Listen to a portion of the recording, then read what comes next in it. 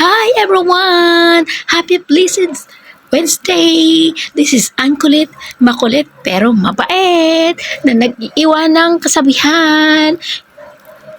Para makatipid, just do it yourself. Ayan ang before natin. Nakikita nyo naman, di ba? Ayan, mahaba na yung roots ng buko at kitang-kita na ang mga puting buhok. Kaya, mag-DIY tayo. Saan aabot ang 75 pitot mo? O, di ba? For only 75 pitot, kukulay na ang buhok mo. Ayan na nga ang resulta after yan. After 30 minutes, ayan na, nabanlawan na yan. O, kita nyo naman, ang shade niyan ay medium gold, ano yan? Asan na yung kulay? Asan na? Ang shade niyan ay, sandali lang.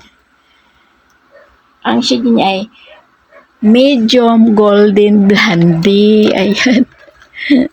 Medium golden blondie siya. Ayan na nga, nagpusing-pusing pa. Nagpusing-pusing si Inday. At mag-i-squat na yan. O, squat saglit. Para lumaki ang puwet. Hindi yan nakariban ang buhok ko, guys, ha. Charan! O, syempre, suot ng sweet. Ano daw? Basta yun na yun. Para pagpawisan yung para lumit ang bilbil. Yan, kahit may ginagawa ka, pagpapawisan ka o kahit na nakaupo ka lang or what. Basta isuot mo yan pag maghuhugas ka, pag maglilinis ka para pagpawisan yung yung tiyan mo, yung bilbil mo mabawasan. O, diba? Yun na yun. Basta yun na yun. Bye-bye. Thank you for watching. Bye. Bye. Basta bye na.